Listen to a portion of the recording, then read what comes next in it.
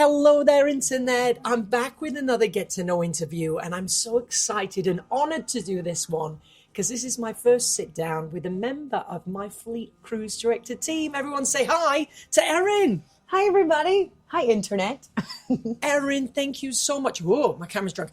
Thank you so much for sitting down for this. Thanks for asking me to sit down. Now, I know who you are, and so many of our guests know who you are, but if there's anybody sat at their computer or on their phone thinking, who is Erin? Can you introduce yourself to the camera? Tell the world. I would love to tell the world. My name is Erin Weigand. I am now a Fleet Cruise Director.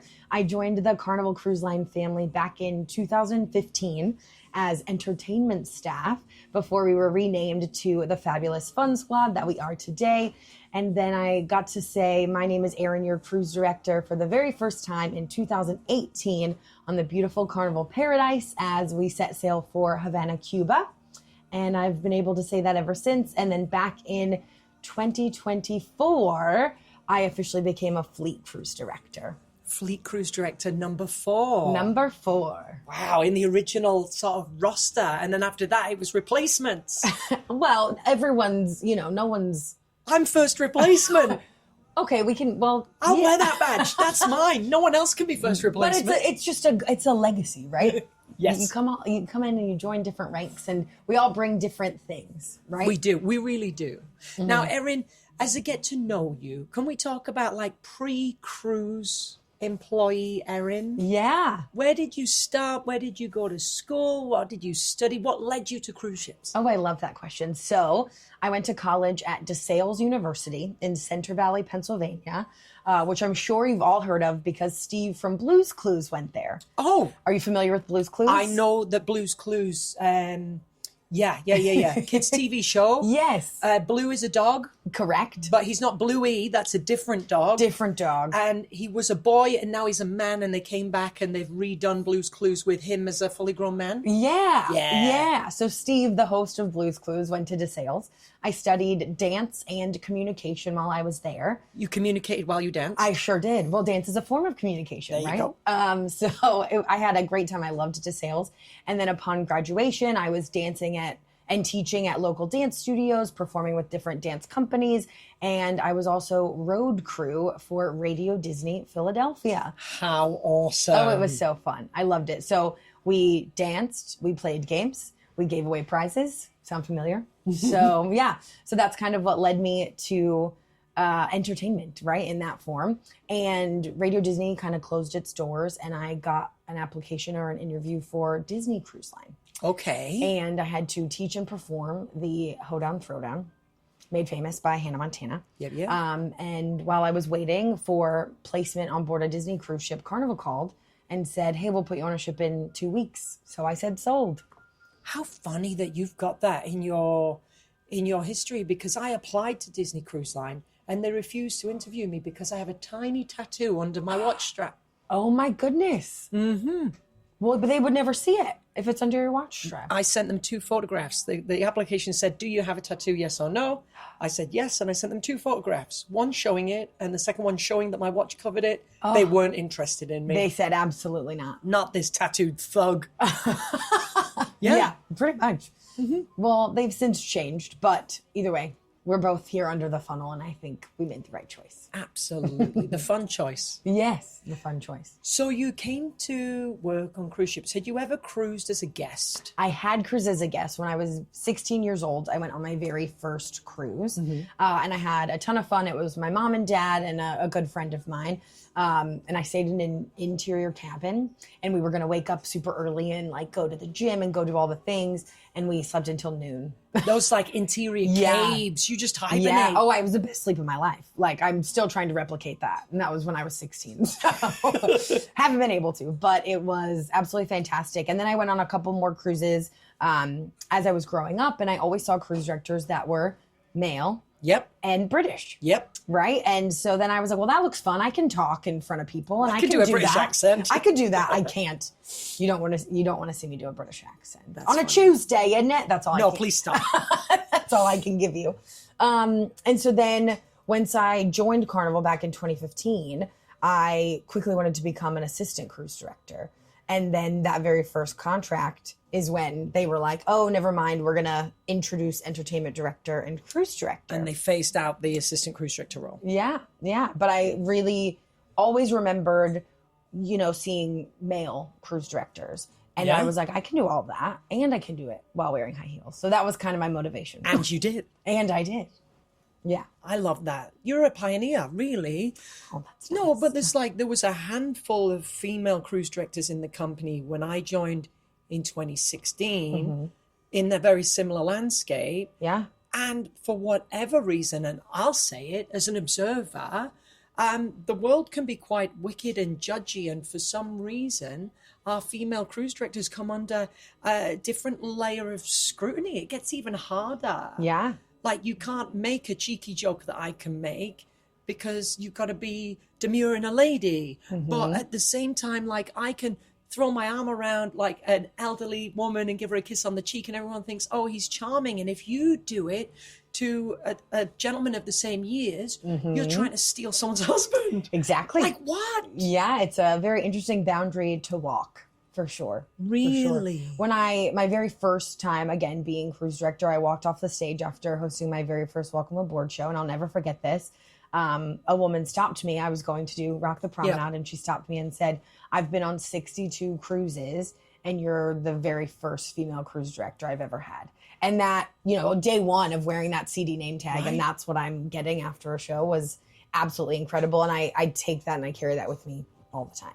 And let's not ignore the fact that you are also the only female fleet cruise director in the current team. In the current team, yes. There was, of course, no that came before you. Your female fleet cruise director number 2, but the only one active right now. So all of these aspiring Fun Squad team members and current female leaders in the cruise director roster, really, you are the like-for-like reference point. As much as I feel that I've got worth that I can bring to the table for them, you've done it. You've walked in those shoes. You've felt that different degree of pressure. So without going too deep, how was it being a cruise director? You loved it, good days, bad days. Tell me more about being a cruise director. Well, obviously I loved it. There's definitely good days, there's bad days, there's good hours, bad hours, right? Throughout one sea day, you can feel the full range of emotions. But, ending the day and ending a cruise, knowing that you've made a change, a difference, or people come to cruise and they come to get away and they're like your joke at this one event that I might not even remember, but that's what they take away from their cruise. And it's just such a powerful feeling that I think some of us take for granted, right? Because we do this day after day. So true. Yeah. And so it's really nice to remember and know that you've played an active role in someone's cruise experience, and getting to lead and guide and mentor our aspiring female fun squad that want to do the same thing.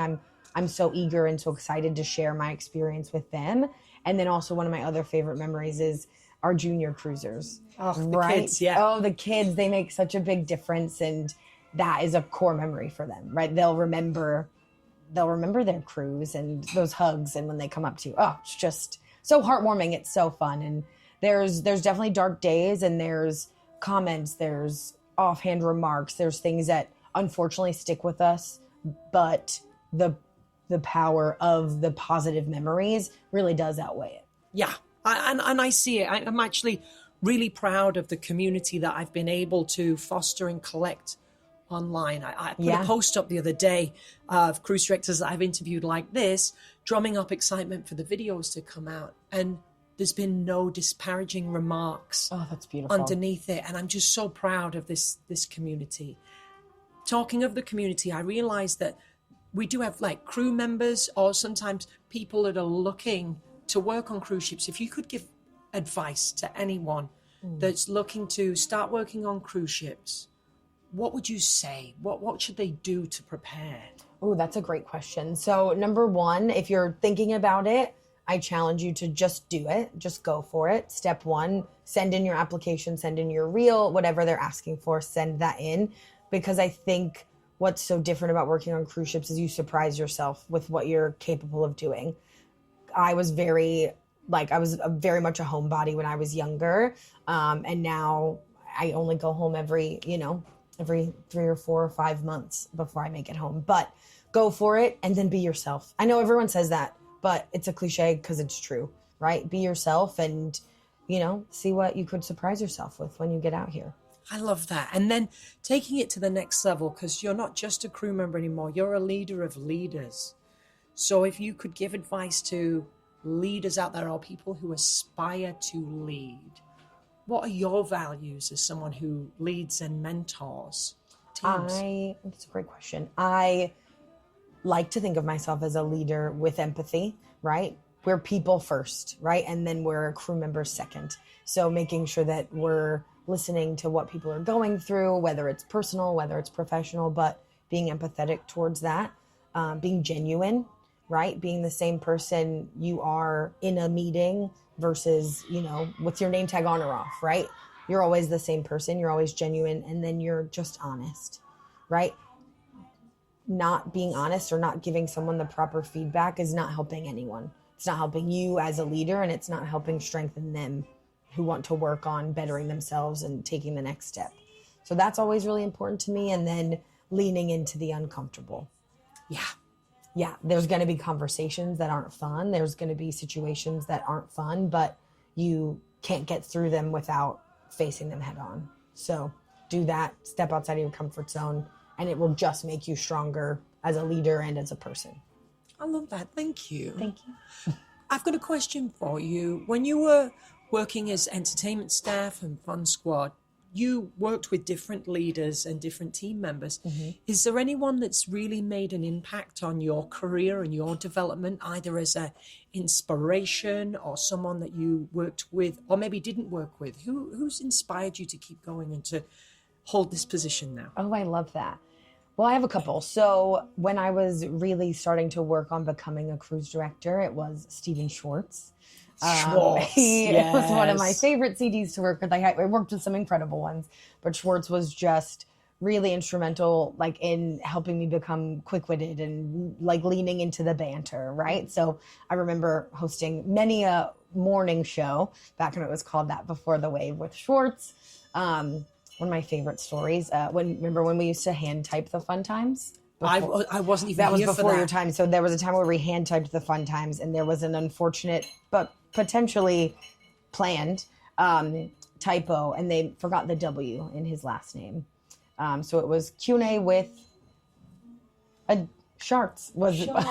They missed the W. Steven Schartz. Yeah, so I won't ever let him forget that. So this is for you.